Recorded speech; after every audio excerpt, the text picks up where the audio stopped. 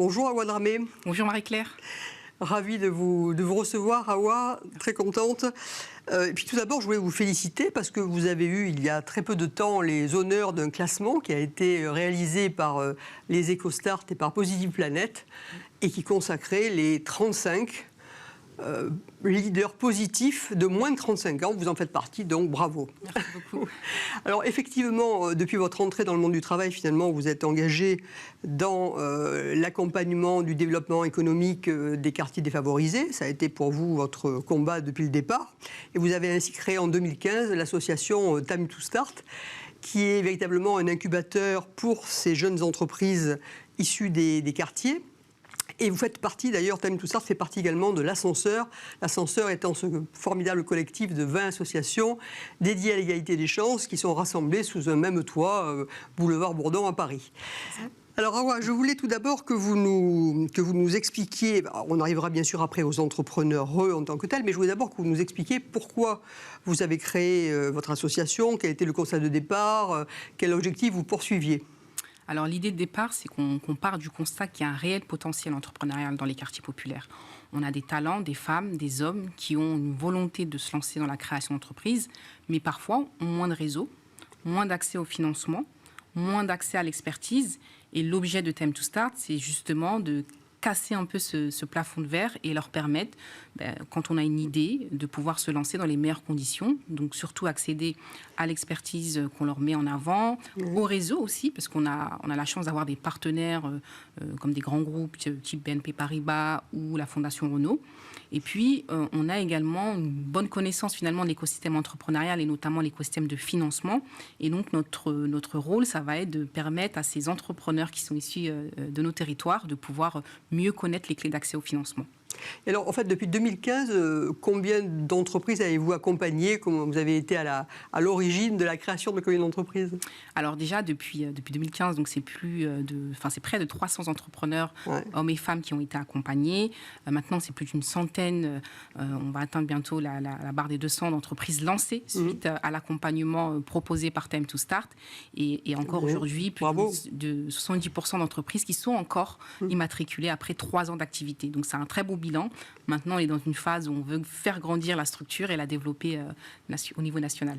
Alors justement, pour la faire grandir, comment vous vous y prenez? Vous avez parlé de partenariat, et je crois que justement, en termes de partenariat, pour accompagner les femmes entrepreneurs, vous avez un partenariat avec Renault.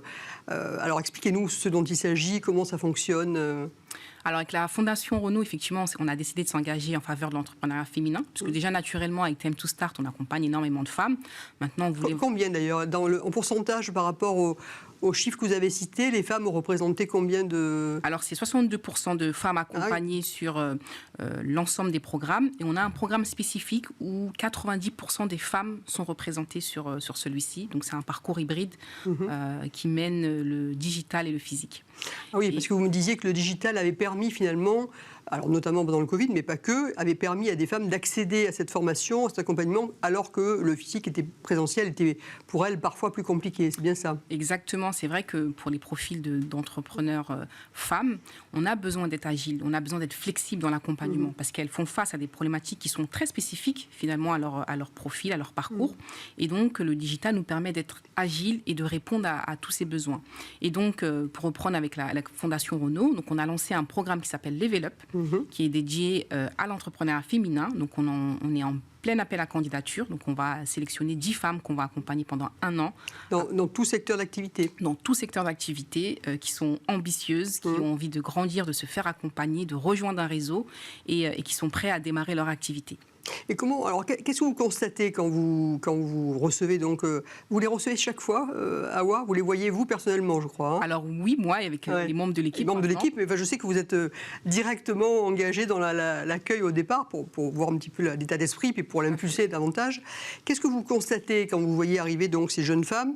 Quelles sont les différences, ou pas d'ailleurs, que vous voyez avec les hommes que vous accueillez? Je pense que déjà, il y a des barrières qui sont un peu plus importantes quand on est une femme et qu'on décide de se lancer dans l'entrepreneuriat. Donc, on a parfois des problématiques liées à l'entourage. Je vous parlais de la nécessité d'être agile. Moi, j'ai rencontré beaucoup de femmes extrêmement motivées, mais pour des raisons qui sont propres à leur situation. Par exemple, des mamans isolées devaient finalement adapter leur activité de création d'entreprise en fonction de leur situation familiale. On a également des femmes qui font face à des vraies difficultés d'accès au financement. Donc, et notamment des femmes qui sont issues justement de cette diversité et qui font face à des blocages. Et donc, c'est vraiment les principaux freins que je vois. Et puis, tout ça amène finalement à parfois se bloquer, à avoir un syndrome de l'imposteur ou pas essayer d'aller plus loin, manquer d'ambition. Et notre rôle, c'est justement de leur montrer qu'elles sont capables, qu'elles ont tout le potentiel pour réussir et leur donner tout simplement les outils. Et c'est un accompagnement qui dure combien de temps au global ? Alors, c'est un accompagnement qui dure 1 an. Donc, un accompagnement complet, basé sur, évidemment, de l'accompagnement individuel, mais également collectif. Et comme je le disais, aussi accès à un réseau, à des mentors, et puis à des experts en fonction des problématiques rencontrées par ces entrepreneurs. Justement, alors vous parliez de l'accès au financement. Bon, c'est vrai que c'est un sujet. On sait que c'est un sujet à la fois. Il y a le sujet du crédit, mais le premier sujet, c'est pas le crédit. Finalement, c'est déjà au départ la partie capitale. C'est les fonds, les levées de fonds. Et alors, ça m'amène à la dernière initiative que vous avez lancée, enfin co-lancée, avec la fondation Mosaïque RH. C'est ça. Donc, dites-nous en plus également. Alors, effectivement, on s'est rendu compte que la problématique de financement est très importante pour les publics issus des quartiers populaires, donc les publics qu'on cible, et notamment les femmes qui sont issues de ces quartiers populaires. Et donc avec Saïd Amouche, qui est donc le fondateur de la Fondation Mosaïque, et puis avec aussi le soutien de PwC, qui est un partenaire de l'ascenseur, on a décidé de lancer un fonds de financement qui s'appelle Sens, et qui vise à... Ça, c'est un nom tout à fait prédestiné. Exactement. Et qui vise à soutenir financièrement donc, les porteurs de projets, et donc, comme je disais, particulièrement les femmes, qui ont un besoin de financement de 3 à 50 000 euros sur un format de prêt gratuit, sans intérêt, sans obligation de cofinanceur, sans obligation de garant. Oui, donc c'est vraiment la première étape d'accès à des moyens financiers, en fait. Exactement, parce qu'on se rend compte que souvent, pour accéder aux prêts bancaires ou autres, il faut avoir un apport. Mais on a des publics qui n'ont pas nécessairement cet apport. Et nous, on les connaît. On les a accompagnés pendant 1 an. Ils ont été recommandés par d'autres membres de la coalition. Et l'idée, c'est de pouvoir leur donner cet accès au financement et puis leur faire confiance.